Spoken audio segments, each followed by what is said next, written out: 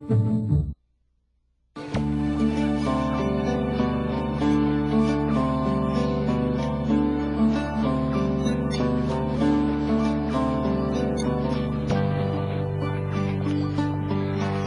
minha pequena caminhada até aqui tem a ver com aquilo que a gente vai aprender agora.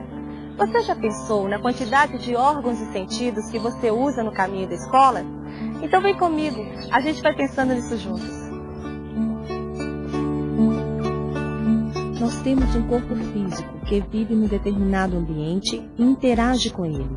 E dessa interação, aprendemos uma das coisas mais básicas que existem na vida: receber e interpretar estímulos. Ou seja, as coisas que vemos, as coisas que ouvimos. Tudo isso nos faz perceber o mundo e pensar nele.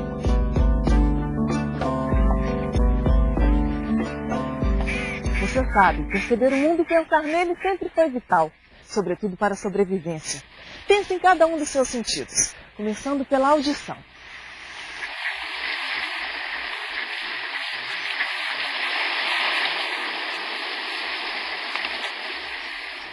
Você está ouvindo todos esses animais porque suas orelhas são como funis de som. Elas captam as ondas sonoras. A energia das moléculas do ar faz o tímpano vibrar como um tambor, aumentando em até 20 vezes essas vibrações. Daí, elas se transformam em impulsos elétricos que chegam ao cérebro. A mesma coisa acontece na cidade quando ouvimos uma sirene, um apito, uma buzina. Sons que significam coisas diferentes e que nos fazem reagir de formas diferentes. Mas antes de sair correndo, é bom a gente pensar o seguinte: nosso ouvido interno não serve só para a audição, não. Ele também serve para o nosso equilíbrio. Em outras palavras, sem ele, além de não ouvir a onça, você não consegue sair correndo. Correndo ou não, para chegar na hora na escola, a gente se equilibra graças ao ouvido interno. Com ele, a gente também percebe os movimentos nas 3 direções: para cima e para baixo, para o lado e para o outro, para frente e para trás.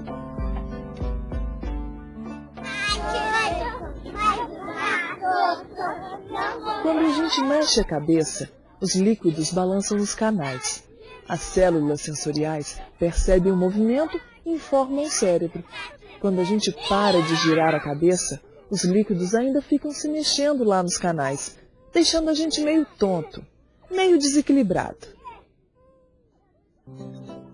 Mas para manter o equilíbrio, é claro que a gente também precisa da visão, porque o nosso cérebro combina o que a gente vê com a posição do nosso corpo no espaço.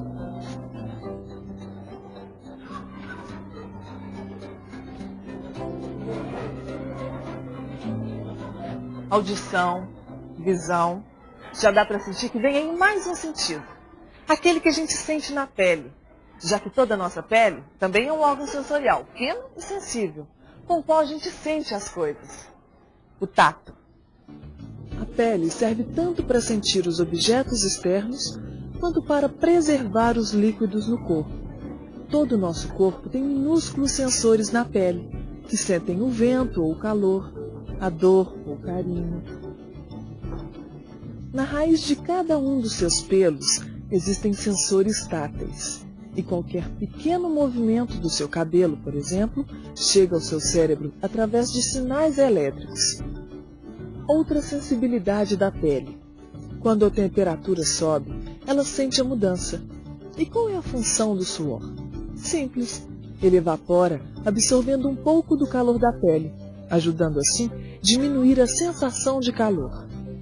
Mas o calor também oferece boas sensações para o nariz e a boca, especialmente na hora do lanche, porque os sentidos que percebem o cheiro e o sabor também informam o cérebro sobre os alimentos antes da gente comer, e o gosto que a gente sente da comida é o resultado de uma mistura de sensações entre odor e sabor.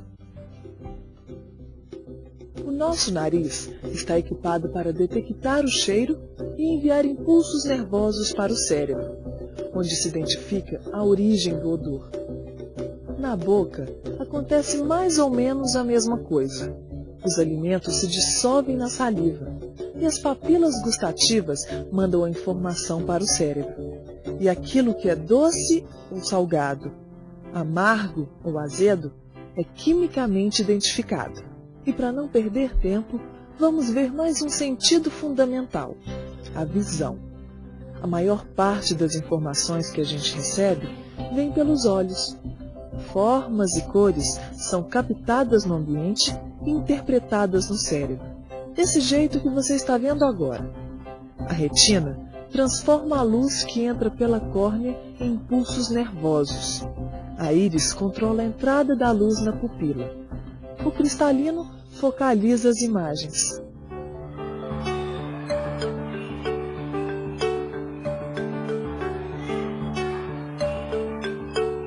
Todos esses sentidos estão ativos na sala de aula. E como você está sentindo, são fundamentais para o aprendizado das crianças. Tem a criança que ela tem medo de falar o que pensa.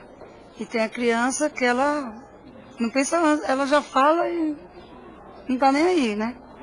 E dependendo da atividade, umas assimila mais depressa que a outra.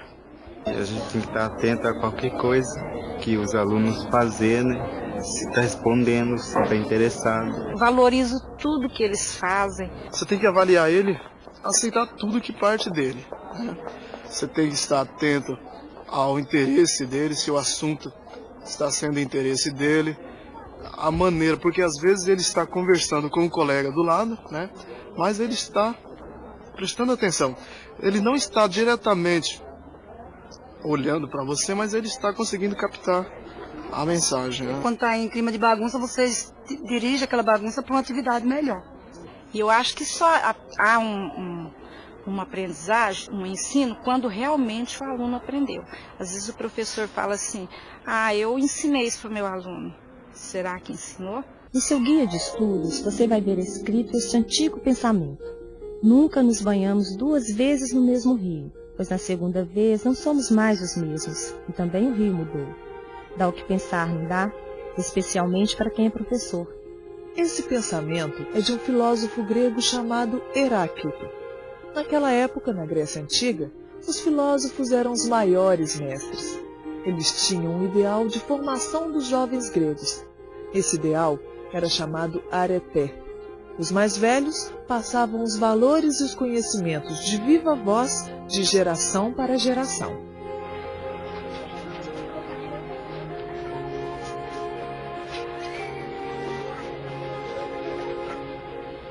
Foi lá na Grécia Antiga que começou a sua profissão, professor. A nossa educação, a nossa pedagogia tem lá suas raízes. São mais de 2.500 anos de história.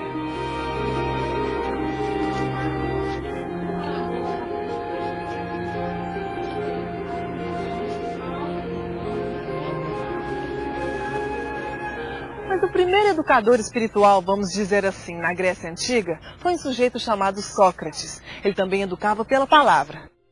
Sócrates achava que todo homem devia ter educação para crescer como ser humano. Ele foi o primeiro humanista da história. Séculos depois dos filósofos gregos, os principais educadores passam a ser os religiosos. Os padres, como você viu na última unidade, eles educavam pela catequese. Em outras palavras, na Idade Média, a educação se mistura com a religião. E olha, a escola medieval era autoritária. Os religiosos reprimiam a liberdade de pensamento para impor o dogma da fé cristã. Isso durou até uns 300 anos atrás, quando na época do Iluminismo aparecem novos valores culturais. Igualdade de direito, liberdade política e religiosa e fraternidade entre as pessoas. Nessa história, a escola assume um papel mais importante. Ela fica responsável pela formação cultural e intelectual de todos os cidadãos. O avanço da ciência e da tecnologia, as grandes descobertas, tudo isso faz uma revolução na cabeça das pessoas.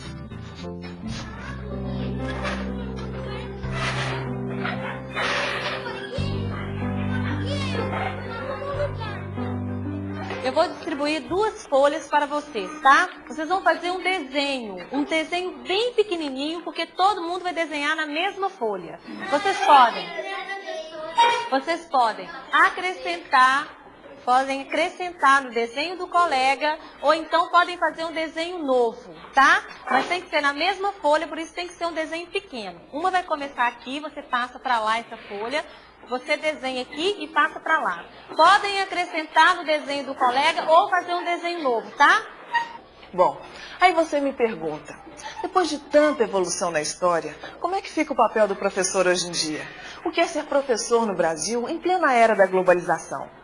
Eu acho que mudou muita coisa, assim. Eu acho que o professor hoje é valorizado, ele ganha muito apoio, ele tem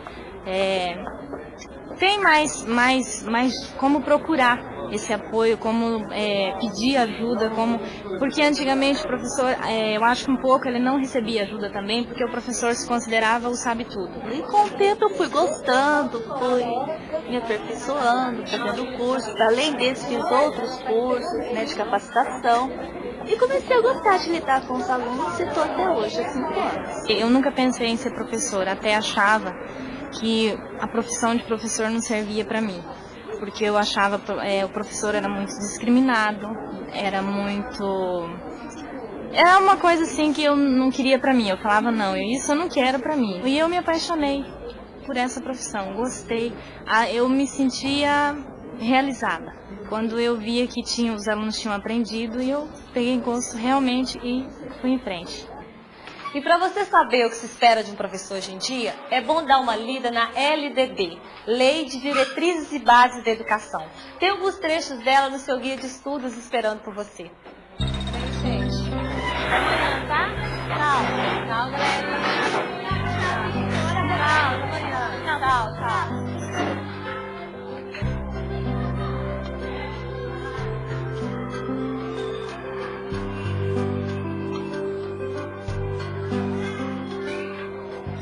Pois é, mais uma aula termina. E o quadro negro continua pronto para a tarefa cotidiana que é a educação fundamental. Onde uma coisa continua sendo a base de tudo.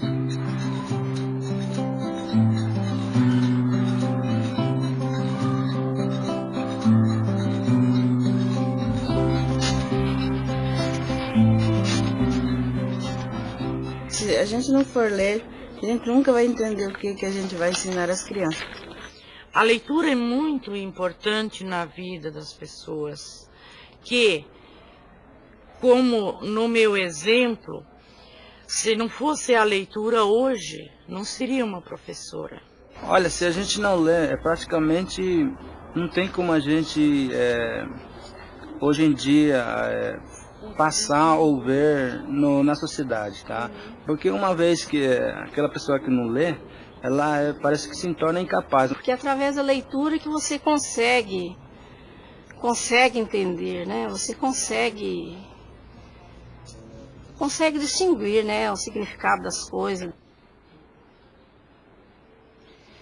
Você sabe a importância do ato de ler, mas uma boa pergunta para fazer a si mesmo é a seguinte: aonde eu quero que o aluno chegue com a leitura? Eu quero que meus alunos apenas identifiquem as palavras? Quero que eles se informem sobre alguma coisa? Quero que eles se divirtam? Quero que eles aprendam algum conceito? Bom, de qualquer forma, eu preciso conhecer essa leitura antes de passar para eles. Para que a aprendizagem seja significativa, o professor deve considerar que há 3 tipos de conhecimento prévio que interferem numa leitura. O conhecimento de mundo, que é resultado da vivência de cada um. O conhecimento linguístico, que é saber as regras da língua. E o conhecimento textual, que é a compreensão do texto e de tudo que o autor consegue expressar através dele. E quando o assunto é expressão através das palavras, nada melhor do que colocar uma bela poesia para os alunos, não é, professor?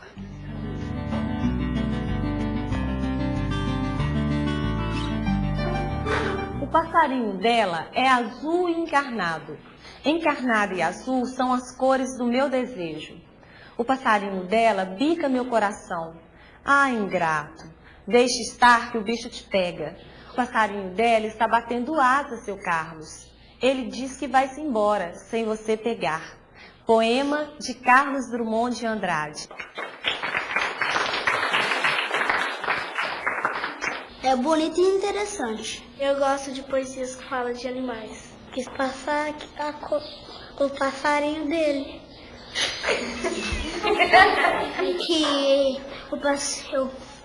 É que o passarinho tem muitas características. O passarinho dela é bem com meu coração.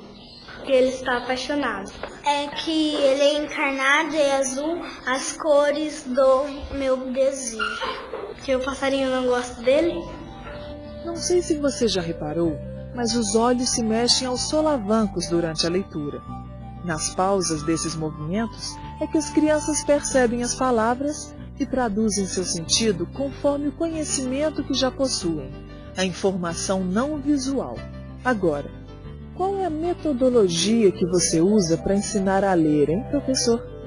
Você sabe que quanto mais ativo, mais participativo e mais crítico for o leitor, mais ele vai estar bem preparado para a vida. Porque esses alunos têm uma vida emocional, têm uma vida social, têm sua própria história. Enfim, eles têm a sua realidade. E é trabalhando essa realidade que o professor deve estimular a leitura. Porque assim as palavras e os textos terão mais significado e vão estimular uma atitude transformadora, que só vai ter início com o domínio da leitura e da escrita. Cada um vai aprender a manejar a língua de acordo com a sua realidade. E não vai ser só na escola, não. O mundo também vai ensinar seu aluno a ler e escrever. O professor vai orientar o acontecimento desse processo nos olhos e na mente da criança. Como você viu, tornar a criança consciente da realidade é super importante. E uma boa maneira de discutir a realidade é estimulando a participação política. Mas é preciso prestar atenção no seguinte: política não é só eleição. Não é só aquilo que alguns políticos fazem, não, hein? Política é muito mais. É tudo aquilo que a gente faz no dia a dia. Sempre que falamos em educação ou em esporte, ou no preço da comida, sempre que falamos em salário ou em pavimentação de rua, ou no atendimento de saúde. Enfim, sempre que tratamos de um assunto que interessa para a vida de todos, estamos fazendo política. Se faz política, o cidadão comum um fala pro outro e vai indo, né? Ele vive da política. Eu acho que o povo comum faz também, né? Ele pode ser influenciado, mas fazer não. Quer dizer, política não se faz só no palácio, no congresso ou na prefeitura. Política se faz em qualquer esquina, em qualquer botequim. Mas uma coisa para você pensar agora. Como é que o Estado, a nação e o governo entram na sua vida cotidiana? Vamos começar com o conceito de nação. É um conceito abstrato, mas que todo mundo sabe. Nós formamos a nação brasileira porque vivemos dentro de um mesmo território, temos o mesmo governo, as mesmas leis. Agora, vamos ao Estado. Estado é um conjunto de instituições políticas e sociais que integram a nação. Nossa vida social, o cumprimento das leis, a nossa independência. Tudo isso é responsabilidade do Estado. E o governo? Bom, o governo é o responsável por cumprir as obrigações do Estado. Como você sabe, o governo muda com as eleições. Já o Estado leva mais um tempo para mudar. E a nação, muito mais tempo ainda. Resumindo, nós estamos numa nação chamada Brasil. E esse prédio aqui atrás pertence ao Estado que organiza a nação. E o prefeito que trabalha aqui faz parte do governo que gera esse Estado aqui na cidade. Como você sabe, o prefeito só pode agir dentro das leis do município. E quem faz essas leis são os vereadores aqui na Câmara Municipal.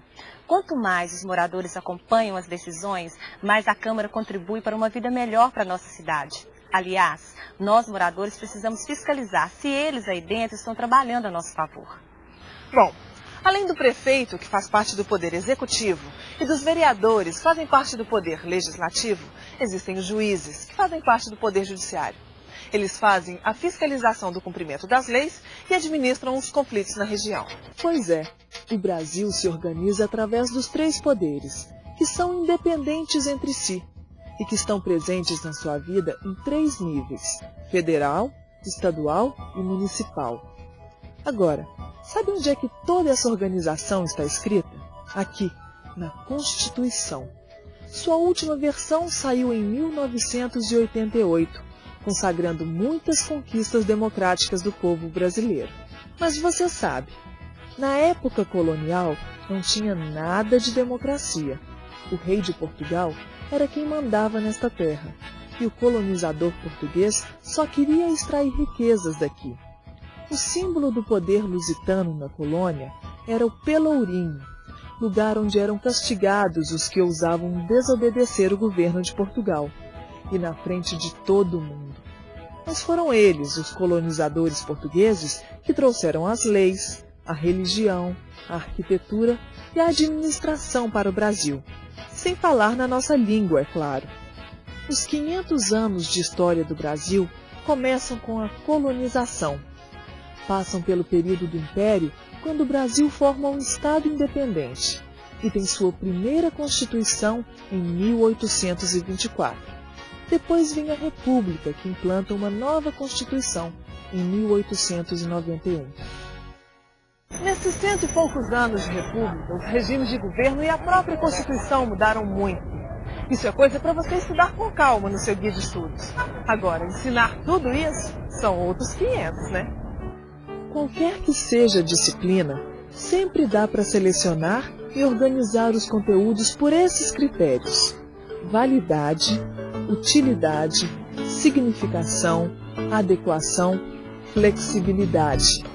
Vamos examinar agora alguns exemplos de como os professores trabalham com cada um desses critérios.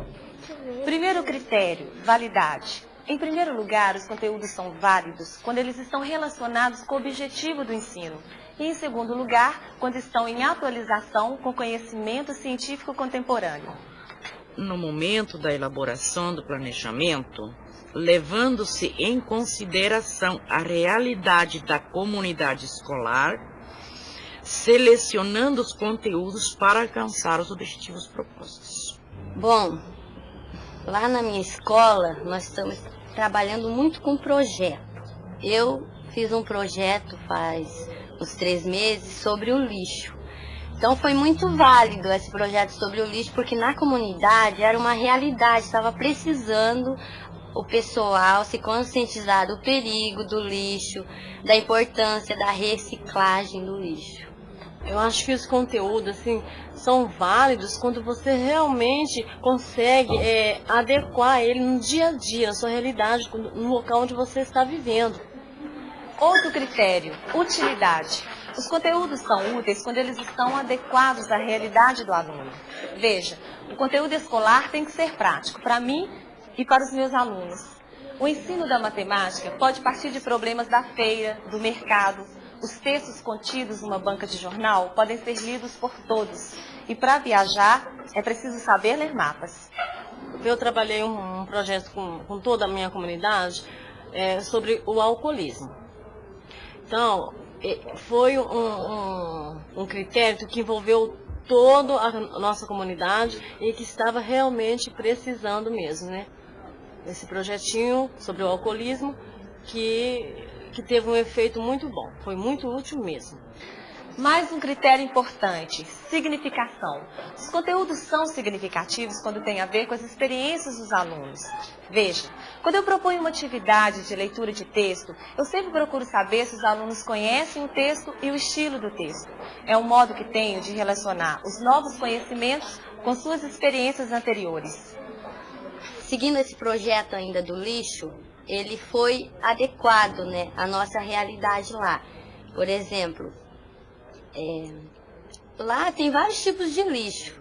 Então, a gente agora recicla o lixo e é levado para Nova Andradina, onde um pessoal lá tem um pessoal certo que entrega na fábrica de Ivinhema, numa reciclagem. Agora, a adequação. Os conteúdos devem respeitar o nível de desenvolvimento que está o aluno. Podem estar dentro da realidade dele e podem ser bem distribuídos pelo ano escolar. Vejam alguns exemplos. Faço uma adaptação conforme a realidade lá da minha escola. Eu não posso dar a mesma a seguir aquele conteúdo com a mesma metodologia de uma escola da cidade. Então é dentro da realidade do aluno ali, o conteúdo dentro da realidade da fazenda onde nós estamos vivendo, né? E o último critério, flexibilidade.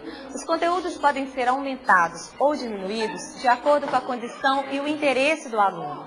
Por exemplo, eu sempre seleciono e organizo os conteúdos de acordo com a condição e a necessidade da minha classe. Assim, algumas coisas eu corto, outras eu acrescento. É importante que o professor elabore o conteúdo com flexibilidade, de acordo com a capacidade de compreensão do aluno, simplificando-o para melhor entendimento sem tempo limitado. Sempre um plano é flexível, porque no momento surgem novas perguntas dos alunos, ou você não preparou aquilo, ou você preparou e não deu tempo, você tem que deixar para outro dia, surge outro tema que atravessa a disciplina. É muito importante a flexibilidade.